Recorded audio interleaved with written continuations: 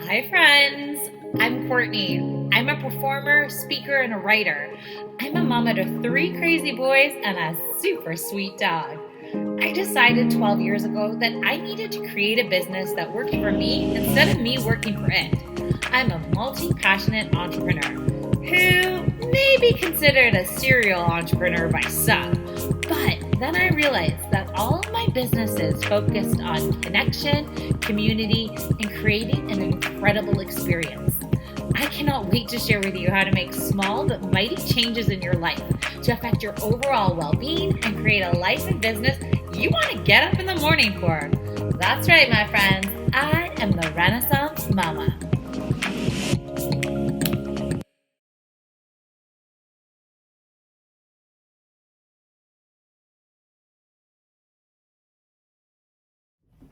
Hi, friends. It's me, Courtney, the Renaissance Mama. And I want to thank you so much for taking the time to check out the Renaissance Mama show. So I have to tell you, something happened this past weekend in our household. I now have a teenager living in my household. My oldest son turned 13 and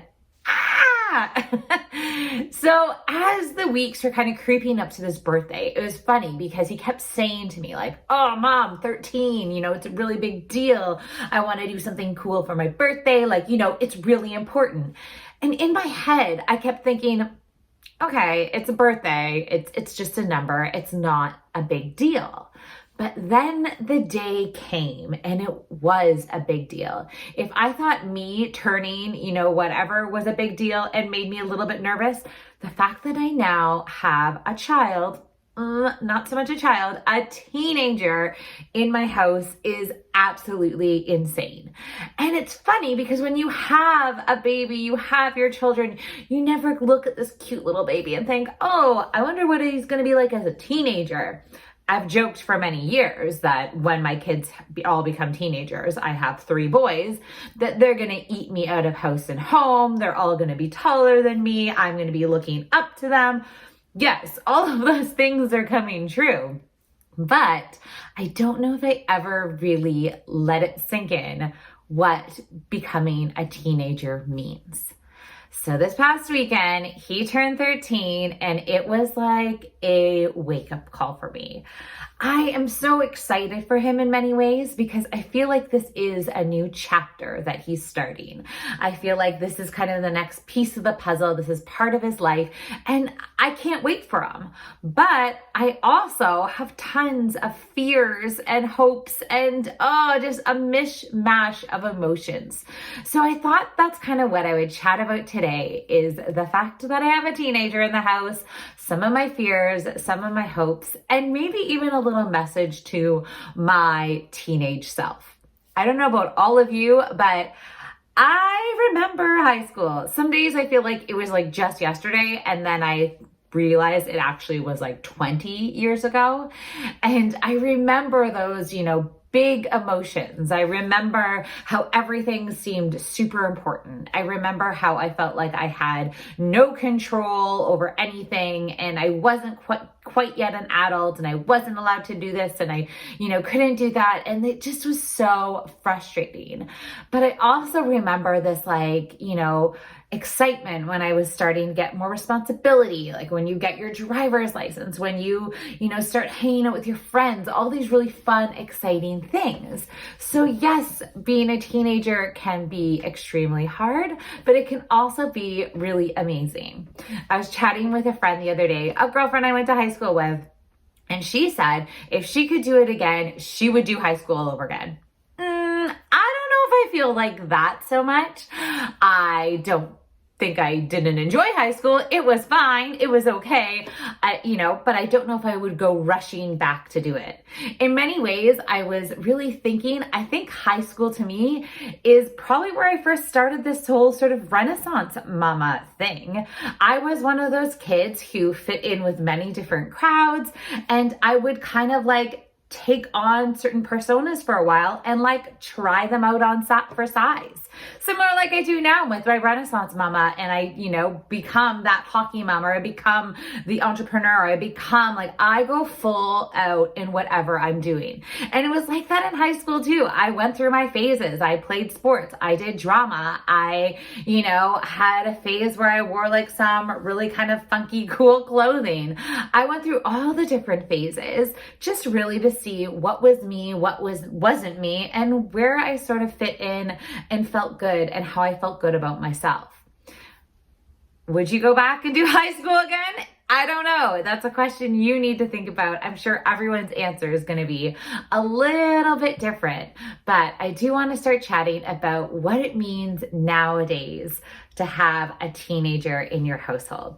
So I'm going to start with the bad first, not necessarily bad, but some of the fears that I have now that I have this teenager in my household. So number one, probably the biggest fear is the phones, the accessibility of everything. How, really our phones and devices have changed how we socialize, how we do business, how we do anything. And I know as a parent, sometimes you tell your kids they don't want to be on screen too much, but how do we as parents, are we showing that same thing? Do we put our phones away? Do we have boundaries? Are we teaching our kids what it means to have those boundaries, when to put the phone down, when to have actual conversations?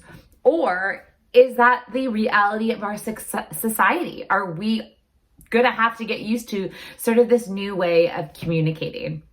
I have said it for a very long time as well. If I was a kid in high school now and everybody I knew had a phone and could capture all the dumb things I did on video, and not only just capture it and share it with your inner circle, because, I've done that. There used to be cameras at parties and someone would get a horrible photo of me doing something totally stupid and would share with their friends or rip it up later. But nowadays, everyone has a phone, could take any sort of photo or video of you and not only share it with like one or two people, but share it with the world. So that is one of my biggest fears, is really getting comfortable with my son and chatting with him of like what you should be doing and not doing, and just being really aware that everybody's always watching. There's a chance that if you do something, someone's going to catch it on video and it may end up on the internet. Another fear I have also really hits that home with the internet, is where he's getting his information and what he is taking as fact and what he kind of has to figure out if it's true or not. We have this conversation at home all the time with all three of my kids when they start getting a lot of their information from TikTok and then take that information and use it as absolute fact. And we talk about how, that's not really true. It may be, it very well may be, but you need to take the time to do the research to figure out what's true, what's not, and to form your own opinion. My kids have always been very good at listening to conversations of adults and what's going on, and then kind of reiterating it to somebody else. And I've really told them to kind of stop that because they need to form their own opinions, and they have to be careful. When you hear one thing, it might not be the whole story. You might have just heard a piece of it. So for then you to take that information and not only share it, but kind of pass it off as your own, you want to be really aware of your words and how you show up. So really being careful of like taking that information, what you hear, figuring out what's true or not, what you believe is true, and then kind of forming your opinion from there. How many people do you know that really get all of their information from either Twitter or TikTok, and that's just people throwing out opinions? There's no restrictions. No one says, hey, Courtney, you said this yesterday and it's not true, right? So we really have to get our kids thinking for themselves and not just taking information and sharing it, or taking what they've heard and sharing it, or, they really need to kind of take that time to slow down, consider it, see what makes sense to to them, and then kind of go from there. Another fear that I have for my teenage boy is I really want him to take the time to learn who he is and not be afraid to be who he is. I never thought he was going to be one of those kids that, thought he was really embarrassed by his mom. But I'm sad to say he is. He's totally going through a phase right now that he finds me absolutely embarrassing. So that's something for me as a parent that I have to realize. I have to kind of suck it up, and I have to be a little bit careful, right? I want to respect his opinions. I want to respect that that's how he's feeling right now. So I am being a little bit more careful, which is hard because you know me, I am that crazy mom in the stands who's cheering him on. I want him to know he's loved. I want him to know that he's supported. I want him to know that I am there for him no matter what. But I kind of have to rein it in just a little bit. I never thought he'd be one of those kids that wouldn't want to give me a hug goodbye. And we're actually not quite there yet. I guess it would depend on the crowd. Sometimes he's still okay with a little love and affection, and sometimes I've gotta give him his space. But I think in my head, I always thought no, I'm never gonna get there. I'm never gonna get there, but I'm definitely at there now.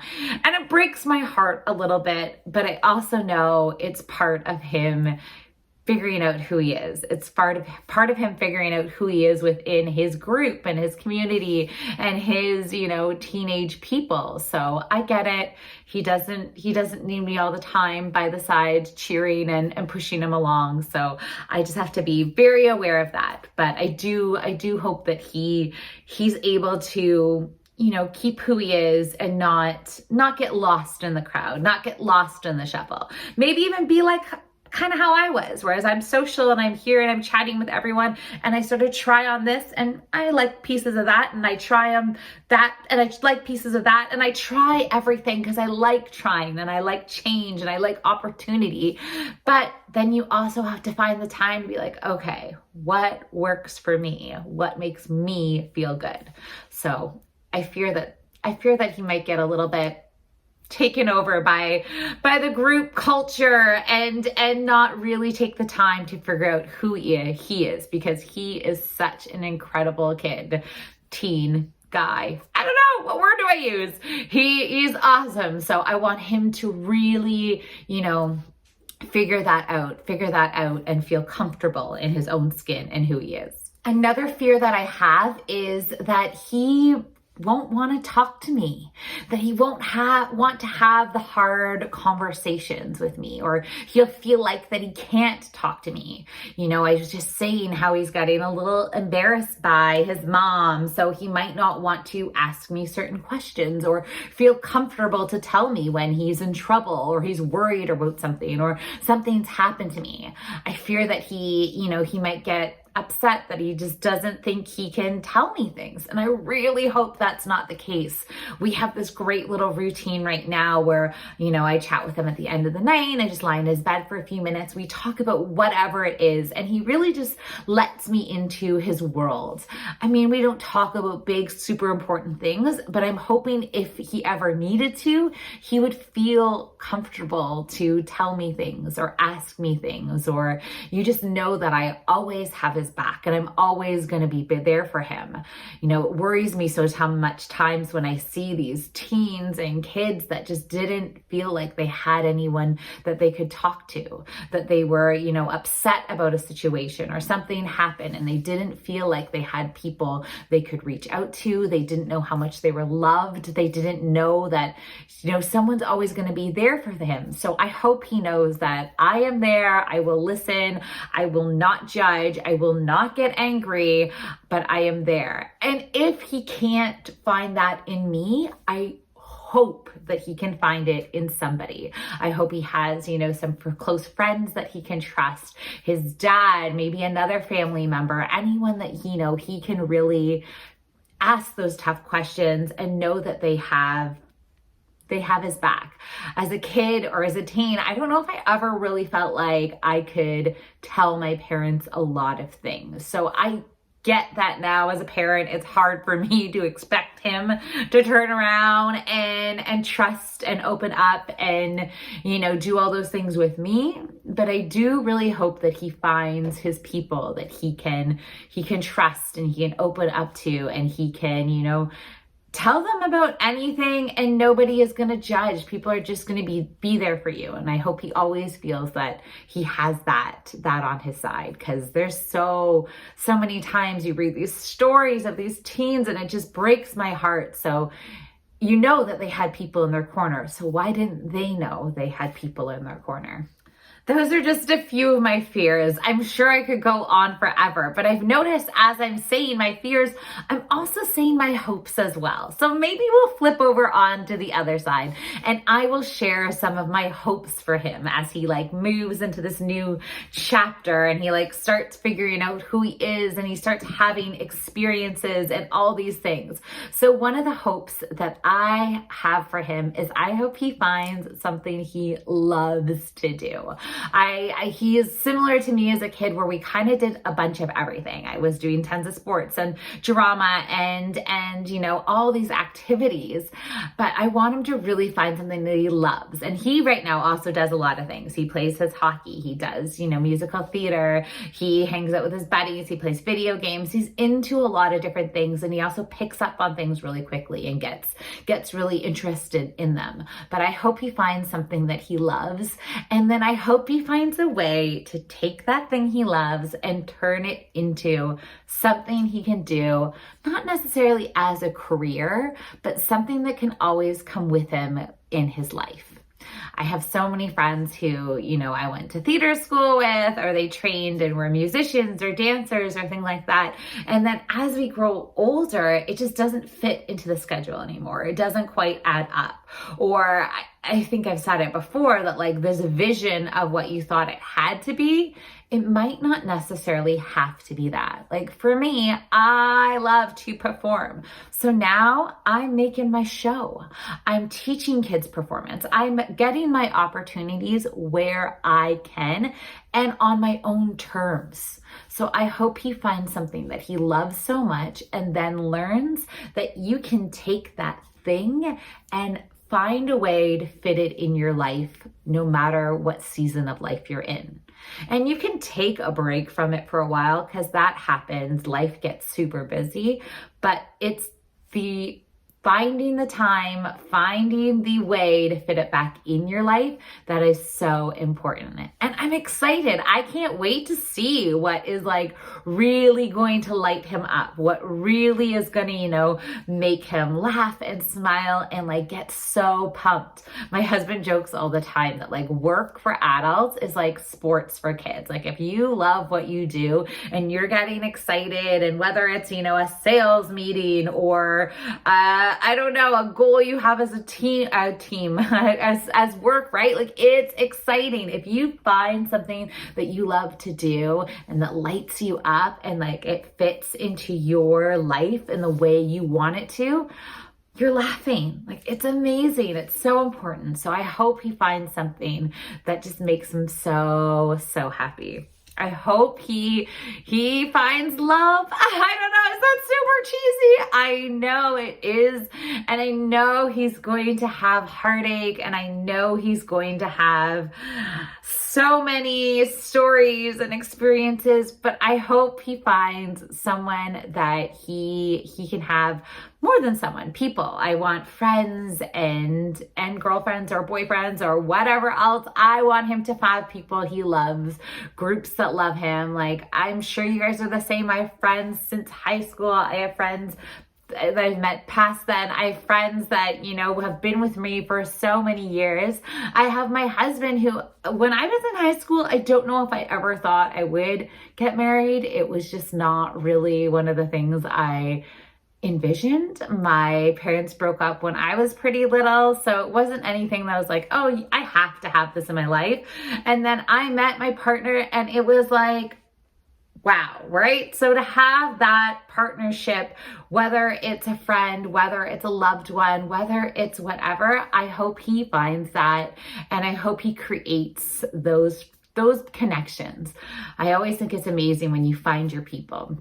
When you find your people, you just know it. You know, you could like pick up the phone, chat with them, send a message, and then you may not hear from them for a long time. And then you pick up again and it's like nothing's changed. You are still you, and they know you as you, and you can continue where you left off. You know, that's when it's a good connection. So I hope he finds his people, someone to love, some, great experiences that I know will shape who he is. I hope that he has the courage to try things. I hope that he, looks for opportunities and takes chances whenever he can. I know there's been so many times in my life where an opportunity has come and, you kind of weigh the pros and cons, and you either take the safe bet or sometimes you take the risk and you take the opportunity. So I hope he's really just open to taking opportunities, even if it scares him. Actually, especially if it scares him. I find that's one of the things that, anybody could really learn from, is really taking the time, figuring it out, and then taking an opportunity. And not only that, but the flip side of like when you're doing something that you just don't feel is working, if you have the courage to say, sorry, I'm done. This isn't for me. And sometimes it can be not for me anymore. It could have been something that was great and it worked for you for a long time, but I hope he has kind of that courage to be like, nope, this isn't for me anymore. What else could there be? And figure that out, right? I think there's so many times in our society is that you get into a job or into a relationship or into something and it works for a while and you're happy and you're content and you're comfortable. But to have the courage to kind of stop and say, ooh, this isn't exactly what I want. This isn't exactly what I need. And then trying to figure out, can you change it? Or do you need to walk away and take a risk and start something totally brand new? So I hope he has that courage to really just try things, do different things, and also have the courage if something's not working to say, sorry, this isn't for me. I hope he knows that he always has choices. And we talk about this a lot in our household, is that you can't control what somebody else is doing, but you can always control what you are doing. But I remember being a teenager feeling like, life would be so much better if I, had this, or life would be so much better if I was allowed to do that, or I can't do this because I'm only this age, and I can't do that because I'm not allowed, or I don't have this resource, or I don't have that. Like, I remember that feeling of like, I can't, I have no choice. This is what I have to do. And I hope he knows that you always have a choice.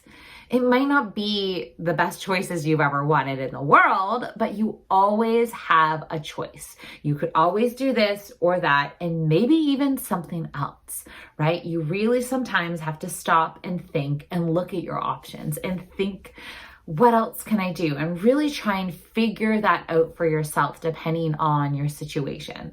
So I hope he knows he has choice, and I hope he knows that we got his back, his family, his people. We're here for him. So if a choice doesn't work out as well as you want it to, you have support. Because I also remember that as a teen, sometimes not feeling like, not like you have support, or like you're not being heard, like your voice doesn't matter. So I hope he knows that his voice does matter. Everyone's does. Whatever your age or race or background or, income is, your voice matters. And you need to find a way to represent yourself appropriately so that you can be heard. But he should know that his voice does matter. His opinion does matter. We talked about that, some of my fears being that, he gets this information and takes it off and then gives it as opinion. But I also chat with him a lot sometimes about what is that difference. If he feels that, tells me something that happens and this is how he feels, and I break it down for him, and I'm sure he's super frustrated when I do it, but I say, buddy, I hear you and I understand how that's how you feel what is going on, but I'm going to tell you how I feel went, all right? Like I'm giving him the other side because things happen sometimes, a lot of times, right? In any sort of relationship or communication, one person feels this way and that's how they feel. You've got to respect that. So I tell them that. I respect that that's how you feel, but I will tell you that might not be the intention. Maybe that's not what actually happened.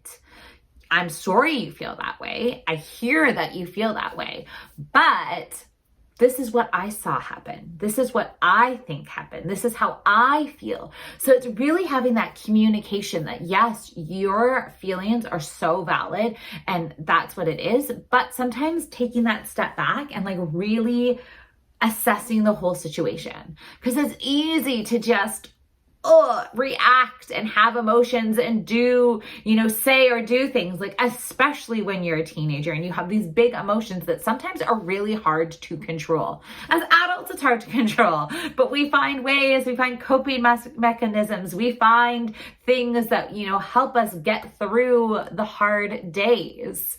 Talking about that, I have to tell you, I've got a new mantra, and I wish I had this mantra as a teenager. I wish I had this mantra even like a month ago.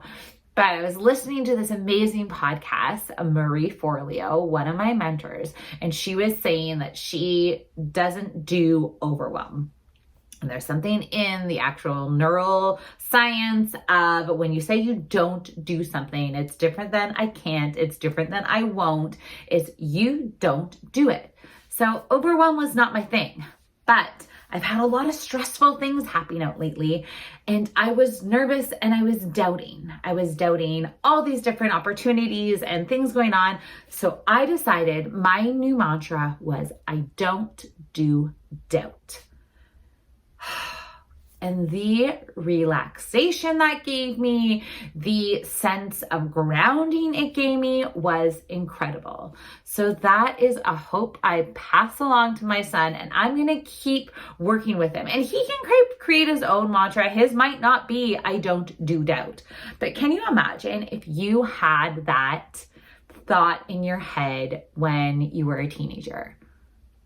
It would have been life-changing. I probably would have been a very different person right now. I don't even know. Maybe I would have gotten to where I am now so much sooner. Maybe I'd have different successes right now. I don't know. But if you went into everything in your life thinking like, I don't do doubt. Some people do. I don't. It's not in my vocabulary. I just, yeah. It could be so different. Anyways, I got distracted there. My apologies. I'm going back. So I hope he knows though that he has lots of opportunities, he has chances, and he has control. Even when you don't think you do, you have control. You have, a chance to decide, to make decisions. You always have options. You have control. Honestly, I feel like I could go on forever with my hopes and my fears and all the wishes I wish for my amazing, amazing teenage son. But before I end today's episode, I'm going to do a quick note to my teenage self. So if you've ever done this exercise, it can be really interesting. It can be a really great way to connect with the person you thought you were. It can be really great to get over things. It could be really great to think about the kind of maybe parent you want to be, or some of the, things you want to share with your kid that maybe you wish you knew when you were a teenager or a child or whatever it may be, whoever you're writing to. So you take a moment, grab a journal, grab a piece of paper, maybe just talk it out. I don't know what works for you. But in this version, I took a piece of paper and I just wrote to my teenage self. And I told her all about what's happening now, all the things I'm doing, all the things she's gonna have in life. But I also told her things like, don't worry about this and don't worry about that and stop doing this and this is a waste of your time. So it's a really great way to just kind of reconnect with that person you were. Because we all know when we were teenagers, we thought we knew it all. We thought we knew the world. We knew what was going on. I mean, I can't even, the jump even from like being 17 or 18 to 21 or 22 was just madness and all the things that happened within there. And I thought I knew what was going on. I knew nothing. Nothing. So it's amazing. That's a wonderful exercise if you have a moment to do. But a few of the notes that I shared with my teenage self that I want to share with you today, because I felt like they were good ones to know. So one of the ones was, you are going to be loved. You're going to be loved like you didn't even know existed. And you are going to have somebody that you are on par with. They challenge you. They, are your partner. They are what you need in your life. That is going to happen, and that exists. You don't have to look for it, because it's going to happen. In fact, if you look for it, it's probably going to be harder to find, because it's not going to be genuine, but it's going to happen. Another note to my 17-year-old self is, don't worry about what everybody else is thinking. You need to do you. You need to find your path, because your path is not going to be like anybody else's. And if you're watching what they're doing and you're trying to copy it or mimic it or trying to figure out how it could work for you, it's not going to. You have your own path, and you're going to do the things you're supposed to do when you do them, and it's going to be amazing. And then it's going to go from there. You also have to be patient. Dear teenage self, you're not patient. Even now, I'm not super patient, but you need to be patient, because your time is going to come and it's going to be worth the wait, because you're going to have things you never thought you could ever have. You're going to have them, and it's going to be amazing. Those are just a few notes I shared when I wrote my journal to my teenage self. So if you have a few moments, try that out. It's a great little exercise. It really gets you thinking and doing and just connecting. All right, friends, this was an emotional episode. I shared quite a bit with you today about myself, about my son, about the fact that I have a teenager in my house. I shared with you my hopes, my fears, and all that in between. So I want you to leave me a little note if you can, if you have a moment. Let me know what's one thing you would tell your teenage self. Hop on my Facebook page, hop on my Instagram, hop on therenaissancemama.com, because I want to hear from you. And thank you, friends, so much for tuning in today. I can't wait to see you again. Bye for now, friends.